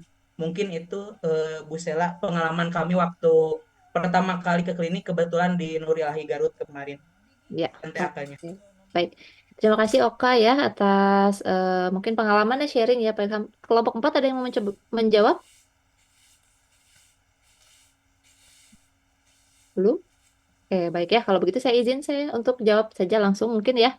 Pak Ilham dan teman-teman mungkin nanti kelompok 4 boleh menambahkan ya. Tadi pertanyaannya adalah melengkapi yang disampaikan oleh Oka untuk kriteria pasiennya seperti apa mungkin gitu ya secara garis besar.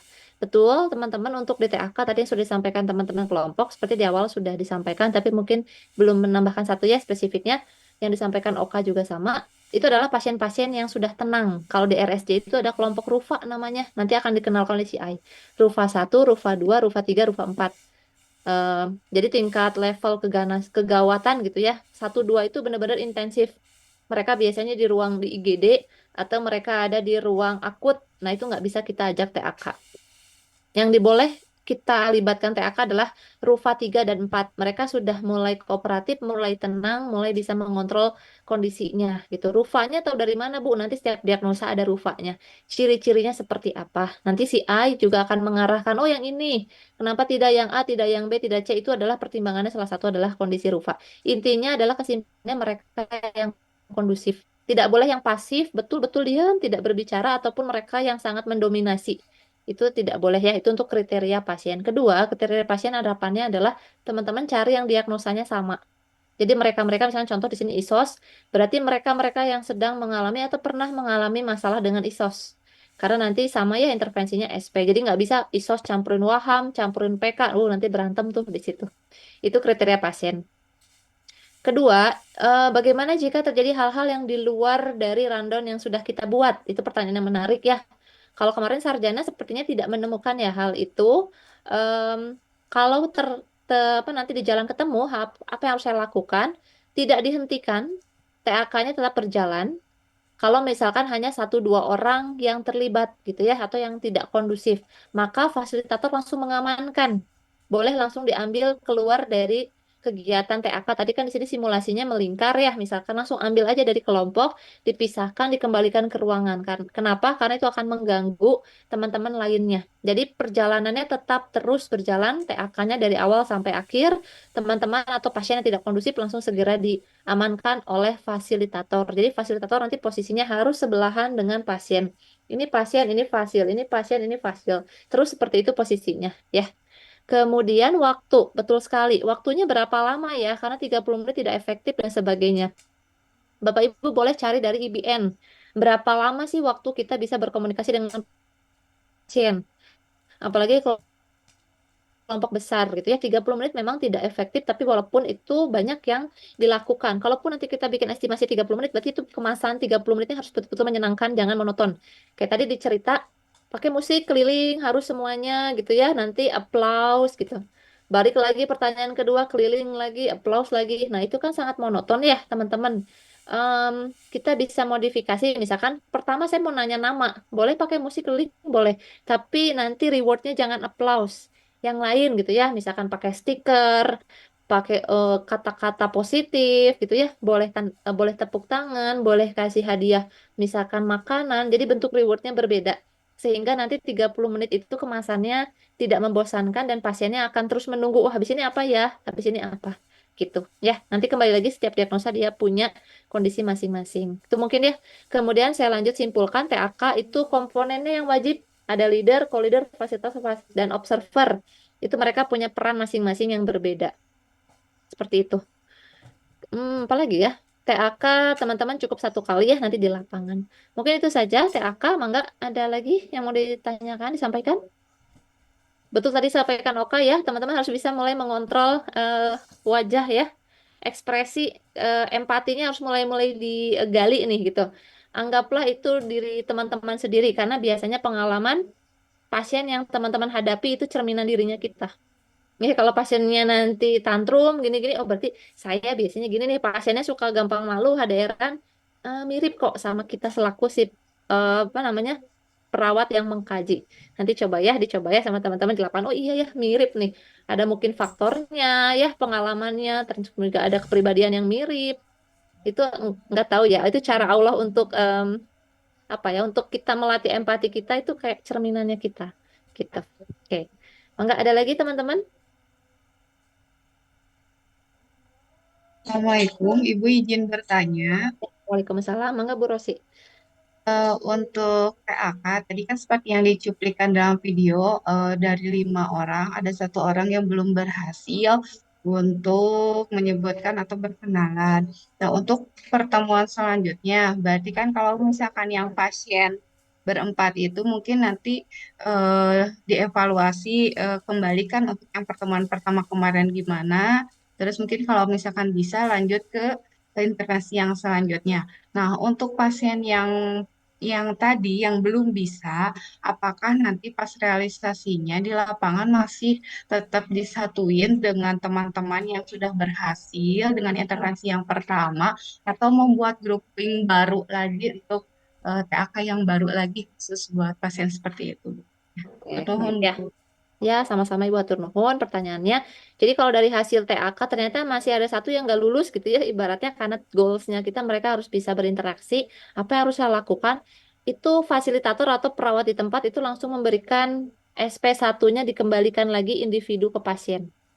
Ya, berarti kita harus balik lagi ke SP evaluasi mana yang dia belum sanggup, yang belum mampu. Karena nanti akan ada TAK berikutnya. Terus gimana nih? Kalau misalkan kondisi pasiennya memang belum masuk kriteria, tidak usah dilibatkan gitu. Tapi kalau tujuannya hanya melatih komunikasi sosialisasinya supaya pasiennya bisa berinteraksi, silahkan dilibatkan kembali. Gitu ya. Untuk tugas SP yang ketinggalannya gimana? Itu dikerjakan secara individu oleh perawat atau fasilitatornya. Begitu. Itu ya, Bu ya. Ya Bu, hatur nuhun. Sama-sama. Ada lagi mungkin untuk pertanyaan terakhir?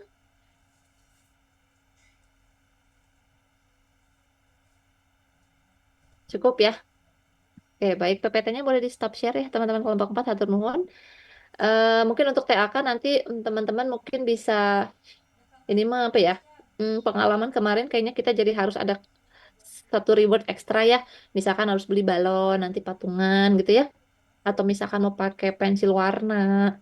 Atau kalau di rumah sakit jiwa nanti rewardnya harus dikomunikasikan ya, harus izin dengan si A. Misalkan teman-teman mau kasih kue, mau kasih cemilan kecil atau apa itu harus diizin dulu sama si A. Kalau misalkan mereka tidak memberikan izin, teman-teman tidak boleh memberikan itu.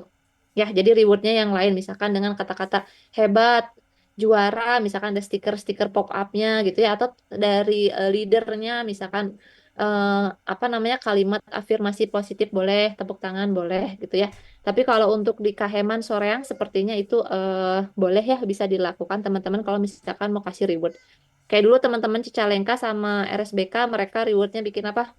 Es buah gitu, bikin bersama TAK-nya terus diminum bersama kayak gitu-gitu karena diperbolehkan untuk di Soreang itu. Begitu ya, nanti menyesuaikan aja.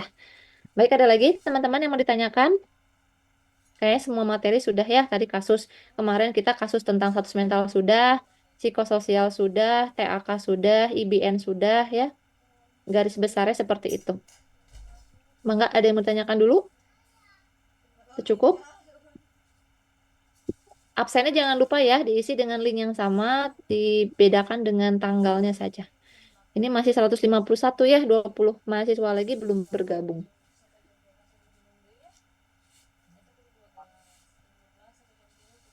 Tidak ada, cukup? Ya, baik kalau cukup, mungkin kita cukupkan ya teman-teman. Oh ya, izin untuk di keperawatan jiwa untuk praktikum. Nanti kan kalau di jadwal itu ada di hari Kamis, Jumat, dan Sabtu ya, gitu. Nanti silahkan teman-teman komunikasikan ke masing-masing dosen pembimbingnya, dosen fasilitatornya. Tadi ya, kalau misalkan teman-teman ternyata hari Jumat paginya ada dinas, bisanya siang, misalkan pembimbingnya nggak bisa, segera ke saya sebagai koordinator gitu. Nanti teman-teman akan saya fasilitasi dengan saya, begitu ya. Dan untuk hari Jumat, insya Allah saya akan buka 2 sesi pagi dan siang full. Jadi nanti teman-teman bisa koordinasi dengan teman-teman kelompok. Misalkan jadwalnya hari Sabtu, bisa dipadatkan di Jumat, Bu, boleh, silahkan. Gitu, saya akan buka sesi di hari Jumat itu full. Kalau besok, kita insya Allah akan mulai jam 1 ya, teman-teman. Jam 1 sampai jam 4. Bagi teman-teman yang ingin bergabung juga, yang di hari Sabtu, boleh data dulu berapa orang gitu ya, untuk gabung di hari Kamis, atau nanti sisanya akan digabung di hari Jumat. Seperti itu ya. Itu saja, mungkin dari saya ada yang mau ditanyakan dulu? Cukup? Cukup, Bu. Cukup, baik ya. Kalau cukup karena sudah azan juga ya teman-teman, kita cukupkan untuk prastase di keperawatan jiwa ini. Semoga ada refresh sedikit ya. Tadi Pak Ilham dan teman-teman ke 10 tahun yang lalu ya di jiwa ini kayak gimana gitu. Jadi besok kita insya Allah belajar sambil bermain ya, refresh ke keperawatan jiwa selama 3 minggu, 2 minggu di lapangan dengan diagnosa jiwa berat dan 1 minggunya psikososial di tempat Bapak Ibu bekerja gitu ya. Sekali lagi terima kasih teman-teman. Semoga teman-teman dilancarkan nanti dalam proses pelaksanaan profesi nurse-nya, disehatkan, dimudahkan rezekinya ya. Karena kita datang bersama, teman-teman juga harus lulus kompeten bersama ya, 100%. Jangan ada teman yang ditinggalin gitu. Tarik semuanya. Harus kompeten semuanya ya. Sampai ketemu nanti di prestasi berikutnya dan juga di stase keperawatan jiwa. Untuk pertemuan hari ini kita cukupkan. Alhamdulillahirrahmanirrahim. Assalamualaikum warahmatullahi wabarakatuh. Waalaikumsalam warahmatullahi wabarakatuh. Terima kasih banyak Ibu. Sama-sama. Nanti saya izin ke Anissa share untuk video ya. Dan tadi daftar